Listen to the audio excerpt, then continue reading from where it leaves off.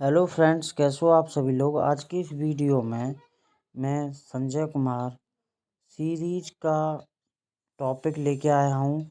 और फर्स्ट जो टॉपिक है उसमें कोडिंग एंड डिकोडिंग को हमने कवर किया था अच्छे से।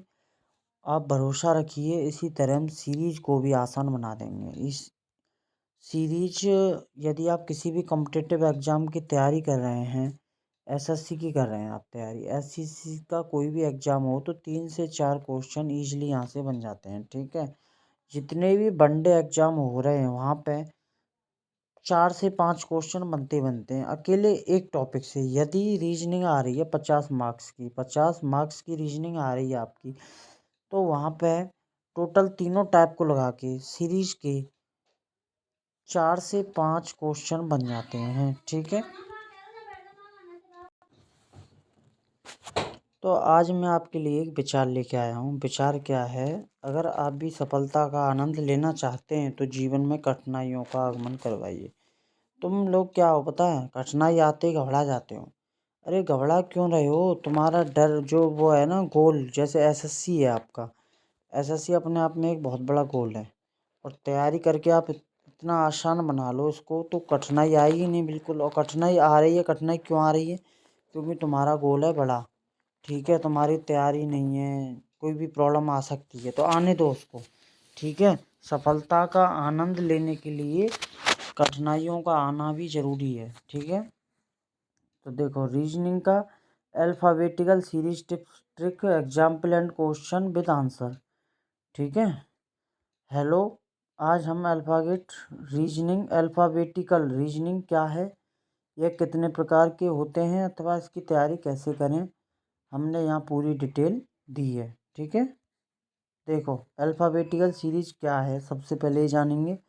अल्फ़ाबेटिकल सीरीज कितने प्रकार के होते हैं, क्या ध्यान रखना चाहिए इसको सॉल्व करते वक्त। ठीक है, देखो आगे देखते हो अल्फ़ाबेटिकल सीरीज क्या है, सबसे पहले क्वेश्चन। ठीक है, देखो यह रीजनिंग का एक पार्ट होता है जिसमें इंग्लिश के अक्षरों से संबंधित प्रश्न पूछे जाते हैं तथा ये प्रश्न गणितीय के जैसे ही आते हैं, परंतु इसमें अंग्रेजी के वर्णमाला की पोजीशनिंग पर बेस्ड प्रश्न पूछे जाते हैं।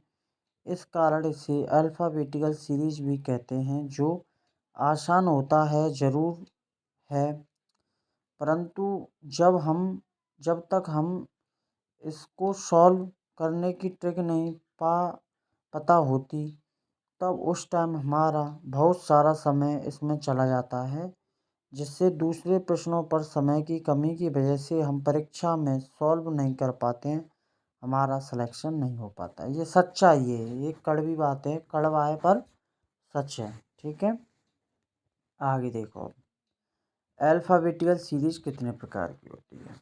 ठीक है, ये जान लो। देखो अगर देखा जाए तो अल्फ़ाबेटिकल सीरीज का कोई प्रकार जैसा तो कुछ नहीं होता। इसके पूरे के पूरे प्रश्न अंग्रेजी के अल्फ़ाबेट्स पर ही निर्भर होते हैं, परंतु परीक्षा में प्रश्नों को थोड़ा घुमा फिरा कर पूछा जाता है, जिससे हमें यह लगता है कि ये दूसरा प्रकार का अल्फ़ाबेट रीजनिंग है, जिसे हमने पढ़ा नहीं या हम पढ़ नहीं पाए, परंतु ये वही है। ठीक है, टाइप नंबर वन देखो। टाइप नंबर वन, इस टाइप के प्रश्नों में हमें अंग्रेजी वर्णमाला का पोजीशन दिए गए नंबर के अनुसार ज्ञात करना होता है तथा इस टाइप के प्रश्नों को दिशा एवं स्थान से संबंधित अल्फ़ाबेटिकल सीरीज के प्रश्न भी कहते हैं। एग्जाम्पल लेकर आओ। अंग्रेजी वर्णमाला में बाएं से 11वें अक्षर के दाएं का 9वां अक्षर कौन सा हुआ। ठीक है, तो ये ABCD हैं, हमारी वैल्यू हैं, ये इस प्रकार से हैं, ए से M तक। तो इनके 13 नंबर हो गए। 1 पे आता है, B 2 पे आता है, C 3 पे आता है, D 4 पे आता है, E 5वां, इस तरीके से। ठीक है, N 14 पे, इस तरीके से Z 26 पे। ठीक है, हमें गिनना नहीं है, जबकि ट्रिक लगाने हैं 11 9 हो गए 20, 20 पे आती है टी। ऑल राइट है, ठीक है। इस तरीके से ट्रिक्स का नियम, बायां पक्ष और दायां पक्ष। देखो बायां और दाएं में आपको बहुत कंफ्यूजिंग होती है, तो ध्यान रखो। दायां किसे कहते हैं? दायां होता है जिससे हम दाना खाते हैं, दाना खाते हैं। दाना मिस रोटी, जिससे हम, तुम रोटी किससे खाते हो? राइट हैंड से, राइट हैंड से, सीधे हाथ से। तो ये हो गया दायां। बायां कौन सा है जिससे हम रोटी नहीं खाते? वो बायां हो गया, ठीक है। तो देखो ए से जेड तक बायां पक्ष क्या है? ए। दायां पक्ष क्या है? जेड, ठीक है। बायां पक्ष क्या है? जेड, तो दायां पक्ष ए होगा, ठीक है। आगे देखो, बायां, बाएं से दाएं जोड़ना है, अपोजिट है। देखो आसान भाषा में समझाता हूँ मैं आपको।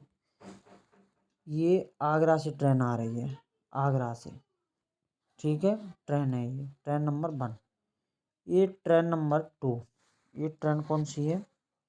ये ट्रेन है बी, ट्रेन नंबर 2, ठीक है। ये दिल्ली से आ रही है, ये आ रही है दिल्ली से, और ये आ रही है आगरा से। तो ये असमान दिशा में जा रही हैं, असमान दिशा में जा रही हैं। देखो इसका मुंह इधर है, ये आगरा से दिल्ली जा रही है, और ये दिल्ली से आगरा जा रही है। असमान दिशा में हो गई तो जोड़ दो, ठीक है।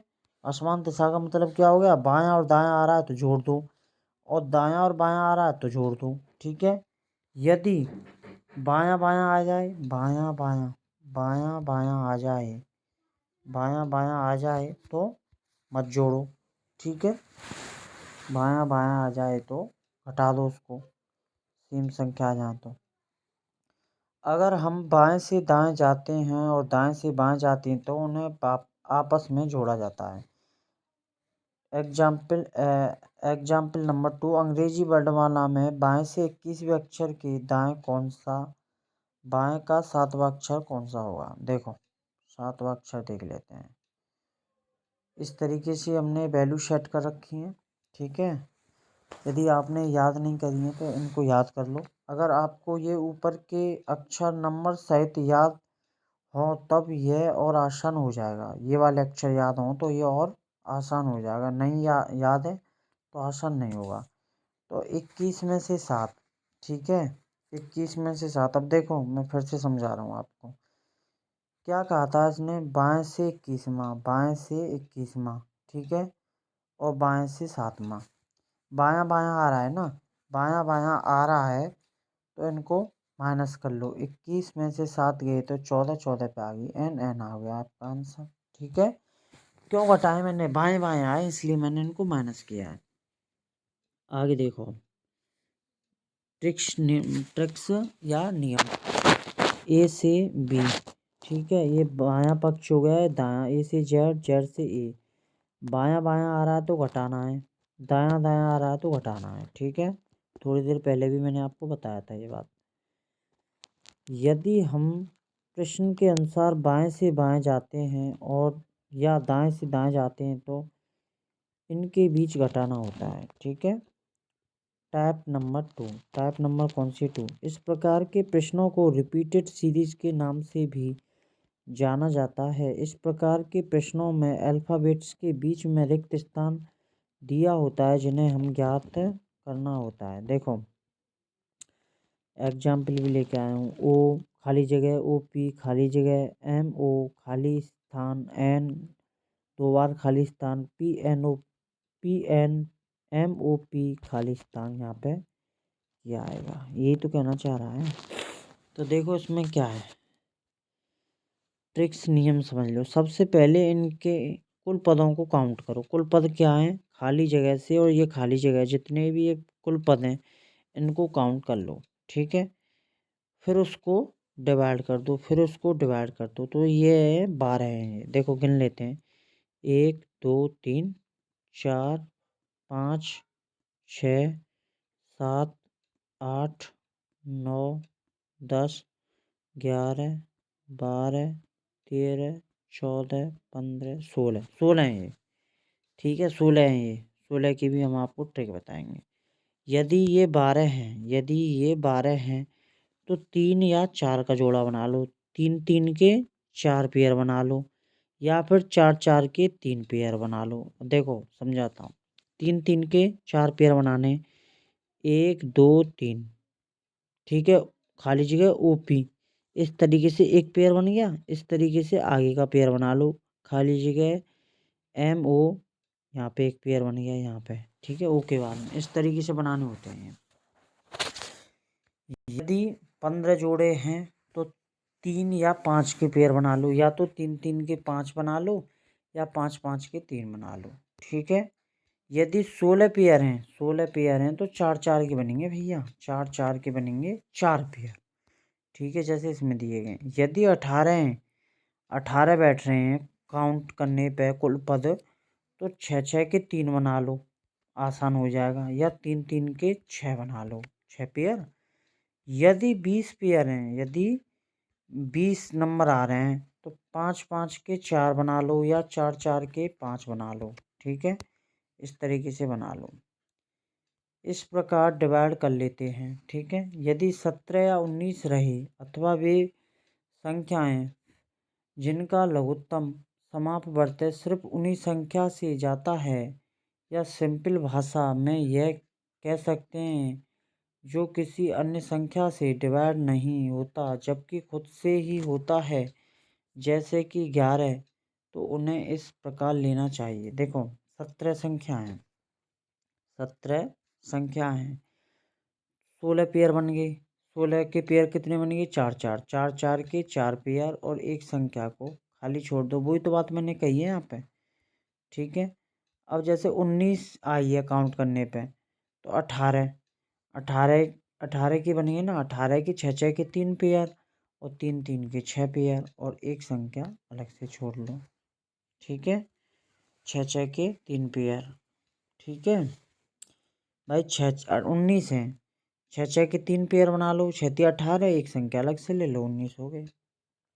आगे देखो, अगर 17 रहे तो उसे 16 के रूप में 4 से 4 के भाग में डिवाइड करेंगे। यदि 19 हो तो उसे 18 के रूप में लेना है और जो अंतिम संख्या एक जो कि बचेगा यूज नहीं लेना है या खाली रख सकते हैं, ठीक है।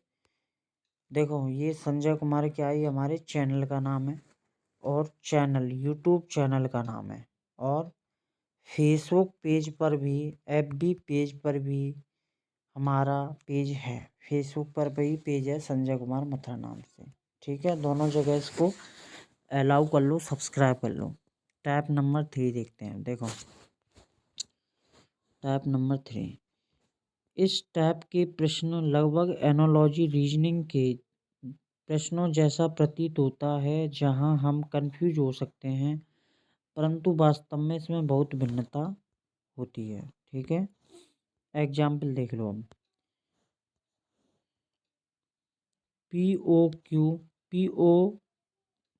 POQ, SRT, VUW, आगे क्या आएगा, ठीक है, आगे आएगा बाई XZ। वो कैसे आएगा? देखो POQ, ठीक है, POQ, SRT। इस प्रश्नों को पहले से ध्यान से समझते हैं कि इसमें क्या बोल रहा है। जैसे POQ में O पहले आया है, ठीक है, O पहले आया है, फिर P, फिर Q, यानी कि O बीच में आया है, ठीक है। तो O बीच में आया है, O 1 नंबर पे आ गया, P 2 नंबर पे दे दी इसने, Q 3 पे दे दिया। इसी प्रकार बाकी पद भी आए हैं, ठीक है, बाकी पद भी आए हैं। इस प्रकार से हल करते हैं तो बाई XZ होता है, ठीक है।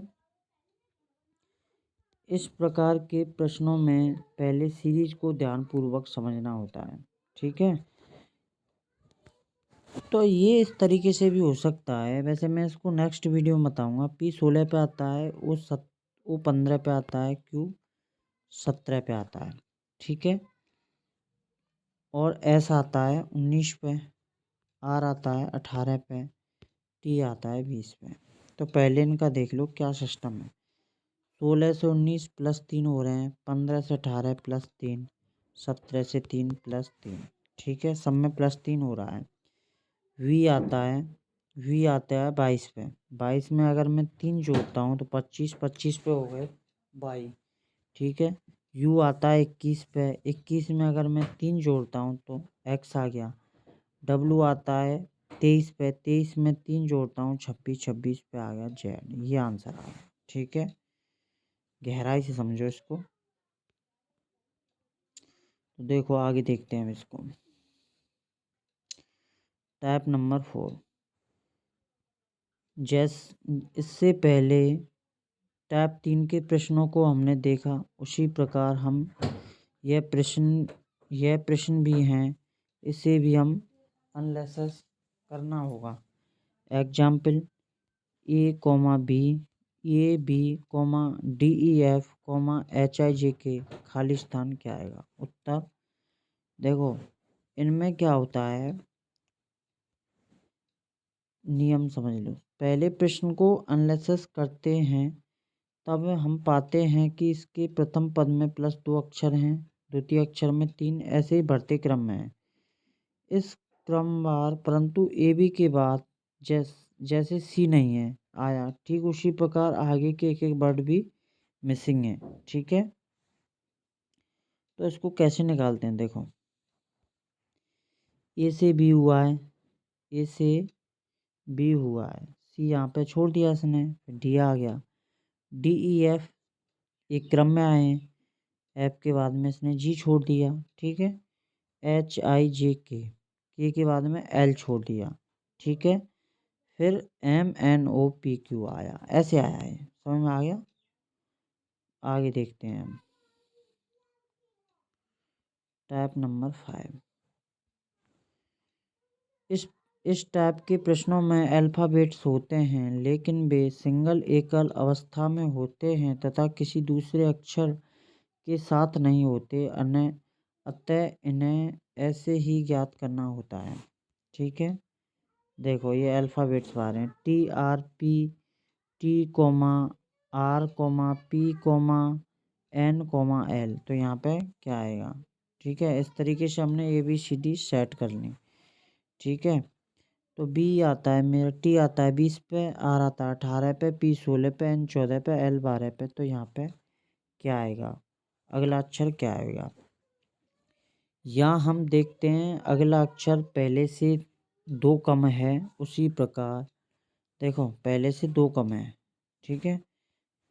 20 से 18 -2 हुए, 18 से 16 -2, 16 से 14 -2, 14 से 12 -2, 12 से -2, 10 10 पे आ गया, 12 से -2 2 पे आ गया जे, और जे में 2 पूछे ना, जे में भी 2 कम किए इसने, जे 10 पे, 10 में से -2 किए तो एच, ठीक है। ये इसका आंसर हो गया, क्या हो गया, JH, ठीक है। देखो यह ध्यान रखना चाहिए, क्या क्या याद ध्यान रखना चाहिए। देखो सबसे पहली बात हमें याद रखना चाहिए कि कौन सा अल्फ़ाबेट कौन से नंबर पर आता है, ठीक है। एग्जाम टाइम में जब भी उत्तर पुस्तिका मिले सबसे पहले अल्फ़ाबेट लिख लेने चाहिए, याद है तो कोई बात ही नहीं है, नहीं है तो लिखने हैं आपको। इसको 2 लाइन में लिखना चाहिए, जिससे आसानी होता है सॉल्व करने, जैसे ऊपर एग्जाम्पल लिखे गए हैं। इनको सेपरेट बांटने से आपका 90% क्वेश्चन ऐसे ही सॉल्व हो जाते हैं, बाकी 10% क्वेश्चन आपको ऑप्शन से देखकर पता लग जाता है, ठीक है। धन्यवाद, हम जल्दी ही आपके सवालों का जवाब देने की कोशिश करेंगे, ठीक है। आज हमने आपको अल्फ़ाबेट्स रीजनिंग के बारे में पूरी टिप्स व ट्रिक प्रदान किए हैं। अगर आपका कोई प्रश्न या टॉपिक है जिन्हें हम यहाँ दर्शा नहीं पाए तो उन्हें आप कमेंट बॉक्स में पूछ सकते हैं, अथवा आप हमें फेसबुक में फॉलो कर सकते हैं। फेसबुक पेज है संजय कुमार मथुरा, थोड़ी देर पहले ही बताया था, और यूट्यूब चैनल है हमारा, यूट्यूब चैनल है संजय कुमार मथुरा, ठीक है। यदि ये वीडियो आपको समझ में आई है तो लाइक करें, कमेंट करें, दोस्तों के साथ शेयर करें, चैनल पर नए हैं तो सब्सक्राइब करें, ठीक है। बहुत मेहनत लगती है दोस्तों, तो ये लाइक शेयर कमेंट करना आप ना भूलें, ठीक है। नए तो सब्सक्राइब कर ही लो, ठीक है। Thanks for watching, have a nice day. आपने मुझे इतना समय दिया, थैंक यू वेरी मच।